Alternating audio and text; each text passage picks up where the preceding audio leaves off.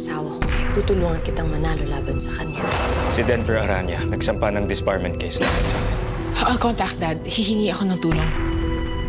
Paano na lang papad lumabas ito sa press? Tuluyan na ako masisira at matatalo sa eleksyon. Nasa position ka pa naman, but look where we are now. Si Olivia ang may kagagawan ng disbarment case laban sa'yo? Hindi tayo tinitigilan ng babaeng yan. Bakit galit na galit ka kay Philip? Hindi naman siya ang kalaban natin, kundi ang mga buwing kami. Dahil sa lahat ng ginawa niya sa'yo.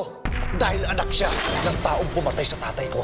Kaya papahirapan ko si Salazar. Anak sa anak. Sino ba Elias na yun? Philip, kailangan natin malaman kung ano yung pakay niya. Perang iiwan ko sa pangalan ng ospital niya ay nakalaan para sa inyo ni Elias.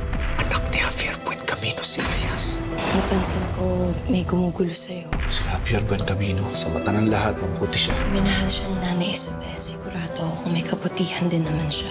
Hindi mo may aalis sa sarili mo yung kagustuhang kilalanin yung ama mo, Elias. Yung inaakala ko na masamang tao, biktima rin pala ng mga Buencamino katulad ko. Darating din ang araw na mawawala ng kapangyarihan yung mga Buencamino. Ang tagal ko nang inutos yung news blackout sa disbarment case ni Lucas, di ba? Ma'am, hindi po sumasagot yung ibang news outlet. Wala akong pakialam. Subukan yung puntahan, bayaran nyo. Just do it! Ma'am, nagawa na po namin lahat yan. You guys are useless. Get out of my face. Get out! Nakita ko kanina sa bodega nung naglilinis ako. Naiwan sigurong gamit ni Rosa. Napanood ko sa balita yung tungkol sa kaso ng tatay mo. Naisip ko na baka makatulong yan ang cellphone sa'yo. Nino, meron ako kailangan itanong sa'yo. Importante. Alam mo ba na anak ni Javier Buencamino si Elias Delgado?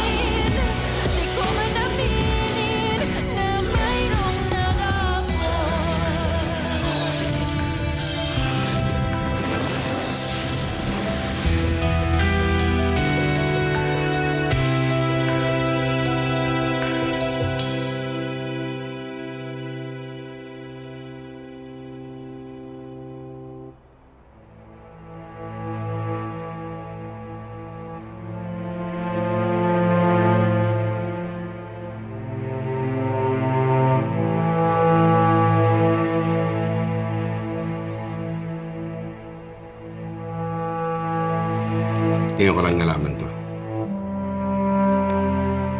Para pala sa mag-ina ni Javier ang perang idodonate dapat. Na kahit kailan, hindi nila nakuha. Dahil hinarang ng mga Buencamino, ganun sila kasama. Your Honor, this is Exhibit D. The last will and testament of my father na binago niya days before his operation. Please read the part of the will na minarkahan ko.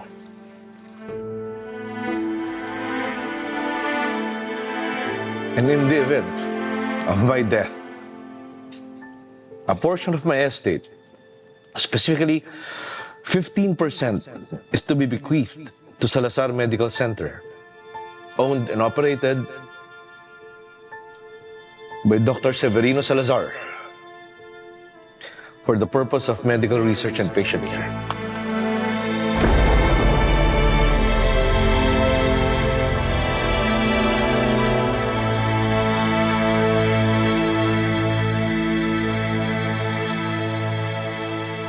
Para sa nagbabagang balita ngayong tanghali, Sikat na abogado at anak ni former Congresswoman Victoria Buencamino na si Attorney Lucas Buencamino nahaharap sa reklamong gross immorality matapos mapatunayan ang pakikipag-apid sa kanyang dating asawa na si Melinda Buencamino habang legal pa ang kasal niya kay Olivia Buencamino. Ongoing ang disbarment case ni Buencamino. Oras na mapagdesisyonan ng Discipline Committee na tanggalin sa role of attorney si Buencamino, opisyal na siyang tatanggalan ng lisensya bilang abogado.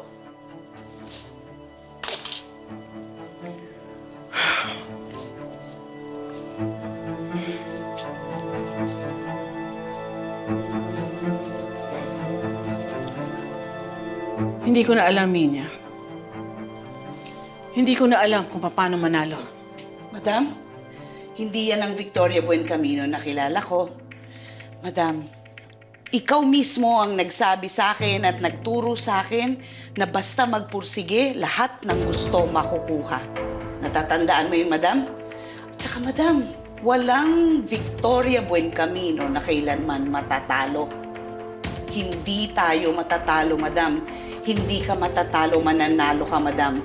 Tiwala sa sarili, madam. Sabihin mo, mananalo ako, mananalo ako.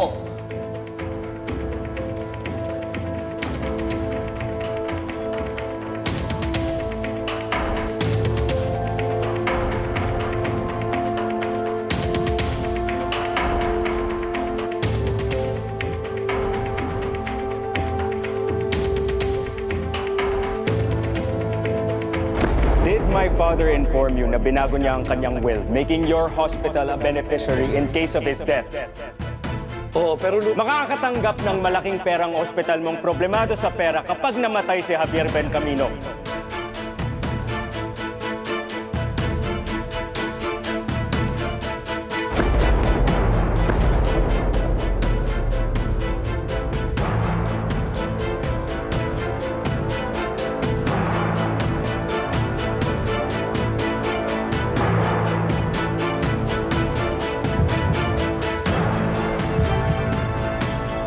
At ngayon sasabihin mo sa akin na wala kang motibo para patayin siya.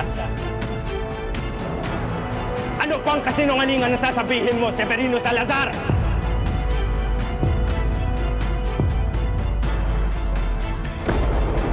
Pwede mo sanang iligtas ang sarili mo kung sinabi mo lang ang totoo. Pero hindi mo ginawa. Pinrotektahan mo ang lihim ng kaibigan mo hanggang sa huli. Ibang klase ka talaga, Severino.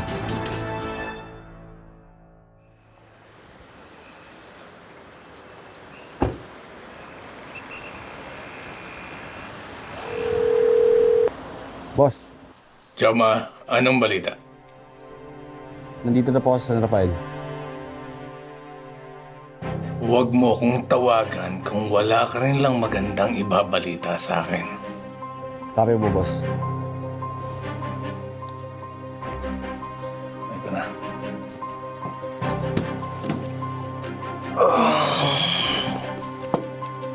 Tingnan mo naman.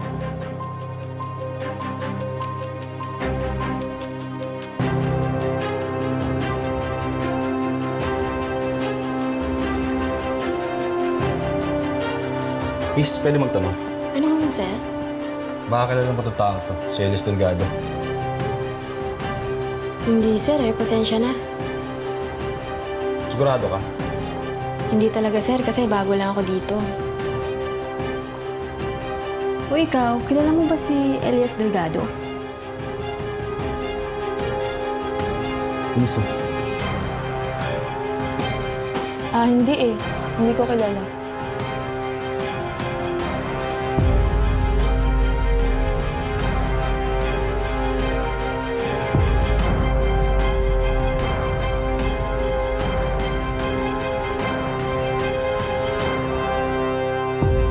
I want that news report erased on all platforms now.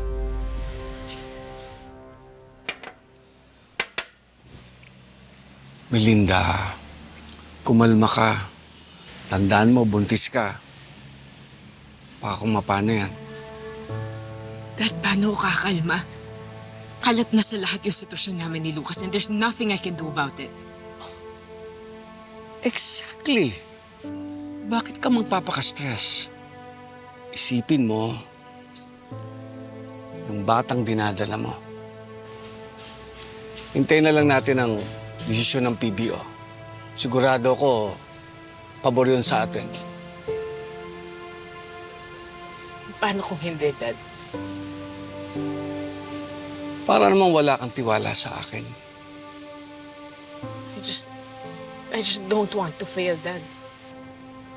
You will not fail. I'm on your side.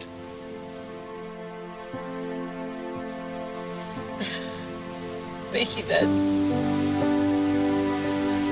For defending Lucas. For everything. Alam ko, sinasantabi mo yung paniniwala at paninindigan mo para sa akin. Anak, wala akong sinasantabi. I'm just trying my best to navigate the situation. Ayoko na problema ka.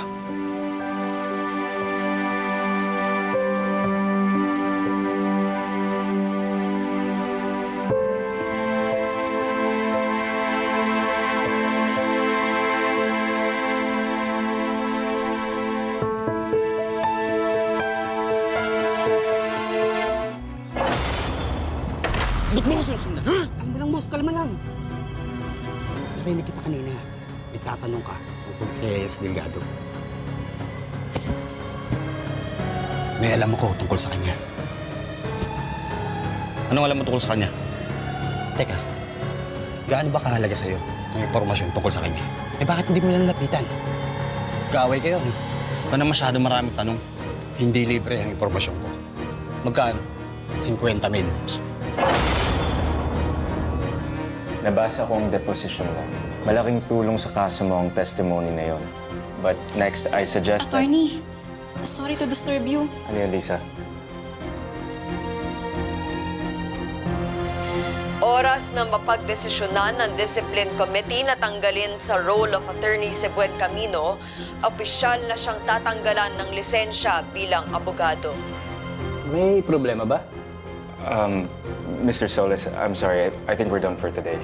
Teka, akala ko paghandaan natin ang hearing. I will have to reschedule. I'm sorry, may emergency lang. Lisa, pakihatid na si Mr. Solis.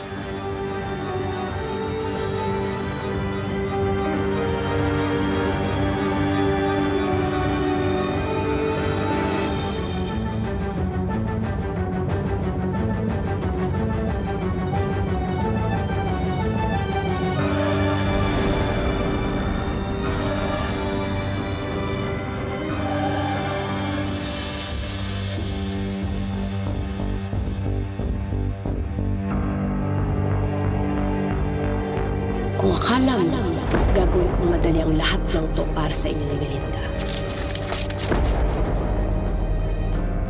Nagkakamali.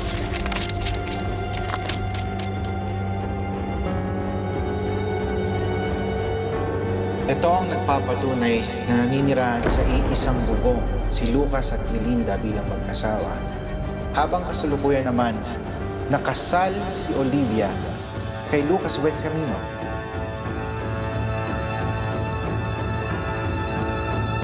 Klarong-klaro that attorney Lucas Buen Camino is practicing gross immorality na talaga namang ipinagbabawal sa mga attorney at law.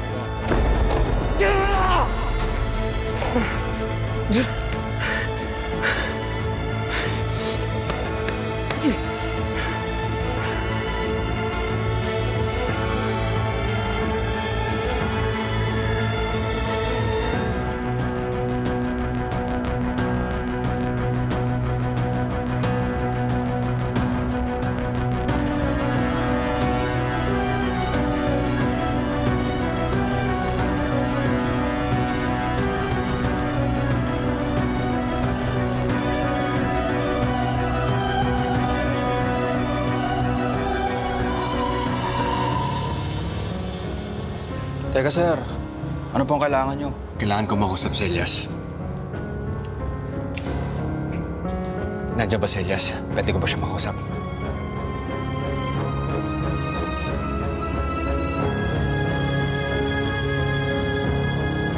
Kailangan mo pa-schedule. Alam ko, Pero may importante ako sasabihin sa kanya. Kaya kailangan mo magpa-schedule. Elias. Hayaan niyo siya. May kailangan kang malaman. Ano? Bilisan mo, nagmamadali ako. Kailangan mo itong upuan. Tungkol to sa tatay mo.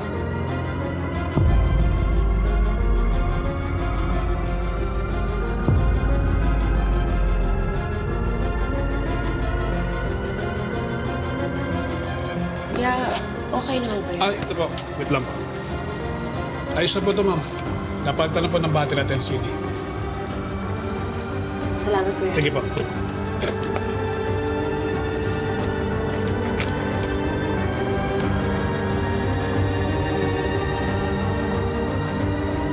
Tay, sana makatulong ito para makamit natin ang hustisya.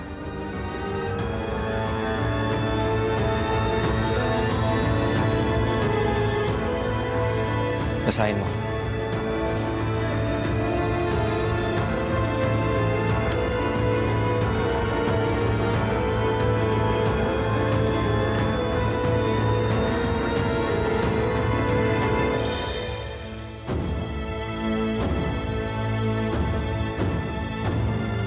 Galing yan kay Javier Buencamino.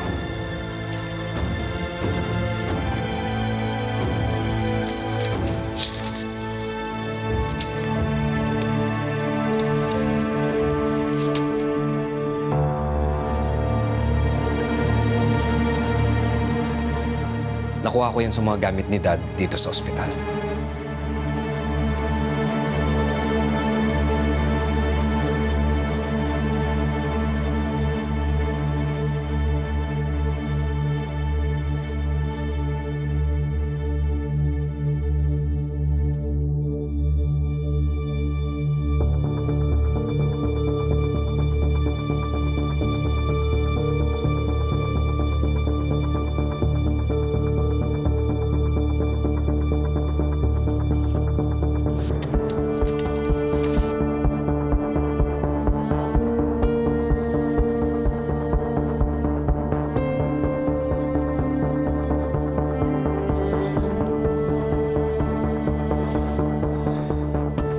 Hinanap niya kami. Pinalo niya kami.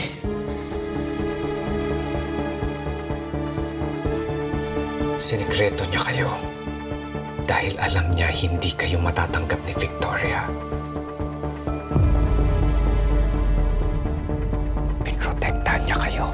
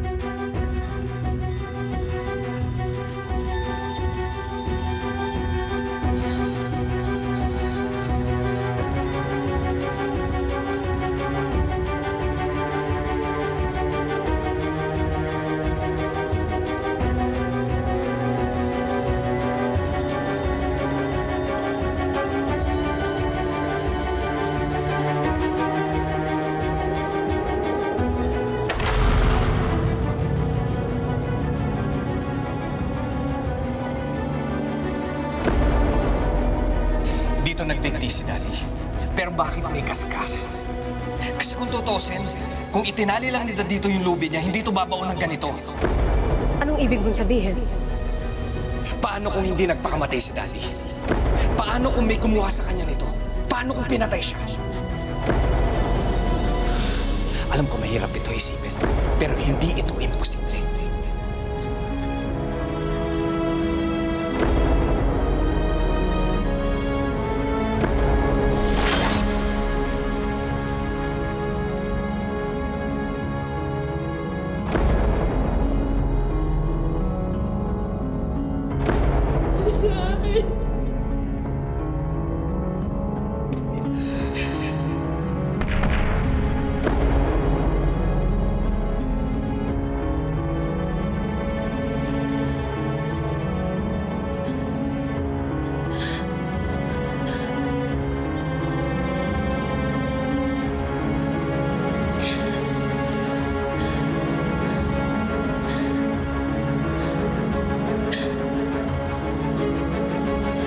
Kailangan ko makausap si Philip.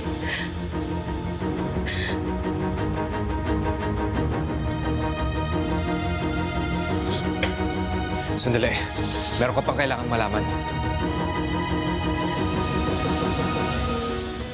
Malaki ang posibilidad na hindi namatay sa komplikasyon ng tatay mo.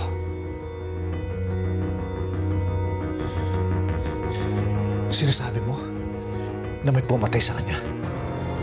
Malakas ang kutob ko na iisa lang ang taong pumatay sa tatay mo at sa tatay ko. Si Victoria Buencamino? Wala nang iba.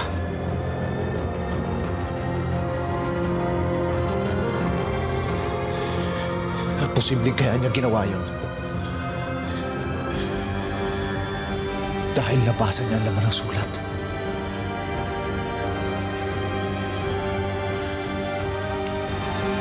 Magbabayad siya. Kailangan ko siyang panagutin. Makukulong siya habang buhay sa...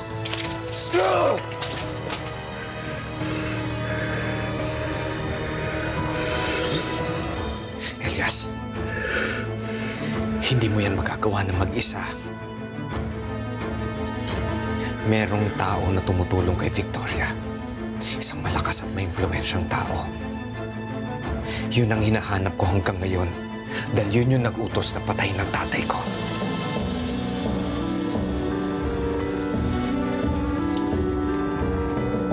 Ngayon tutulungan kita. Yun, kung interesado ka.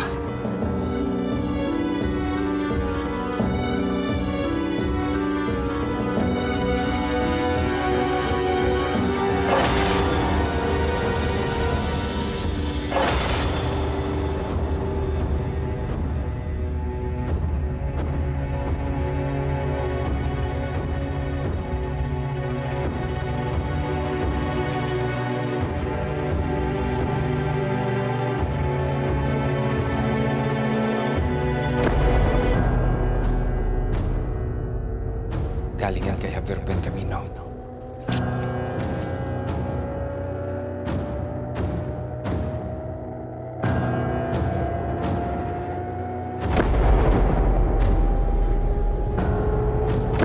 Sinekreto niya kayo dahil alam niya hindi kayo matatanggap ni Victoria. Pinrotektahan niya kayo.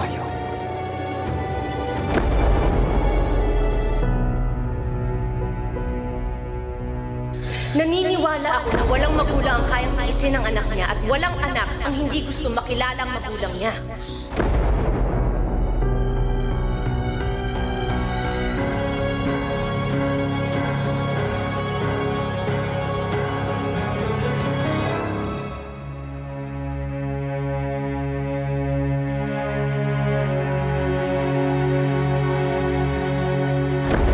Malaki ang posibilidad na hindi namatay sa komplikasyon ng tatay mo.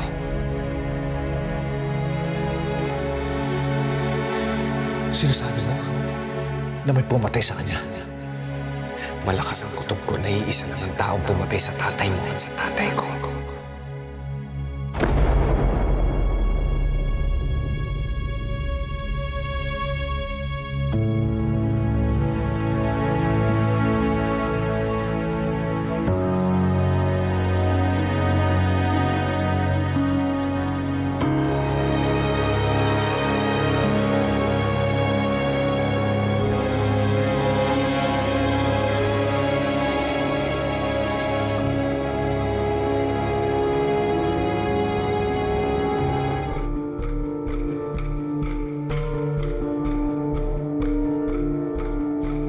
Kilala ng tatay mo yung pumatay kay Dad. At namatay siya dahil sa nakita niya. Kaya pala gusto niya kaming umalis nung gabing yun. Dahil tinatakbuhan niya yung taong gustong pumatay sa kanya. Wala man lang akong nagawa para tulungan siya. Pero Olivia, mabibigyan mo pa rin siya ng hustisya. Hindi lang siya, pero pati na rin si Dad. Magtulungan tayo para mahuli natin kung sino yung pumatay sa kanila.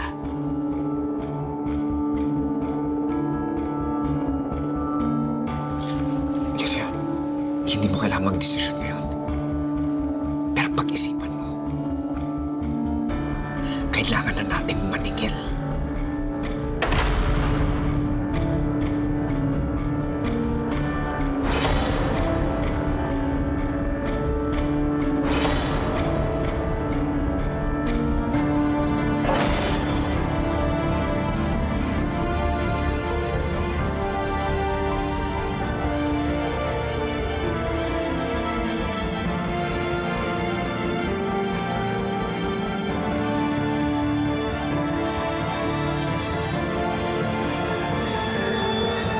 Kilala ng tatay mo yung pumatay kay Dad. At namatay siya dahil sa nakita niya. Kailangan na natin maningil. How dare you ruin our lives? Huwag mong isisi sa akin ang mga kamalasan mo. Siya ang nanay ni Elias Delgado. Hindi malabong si Victoria ang nagpapatay sa sarili niyang asawa. Pagpapayarin natin siya. Simula ngayon, ako na ang magdedesisyon para sa sarili ko. Hindi na ako makikinig sa mga panunulsol mo.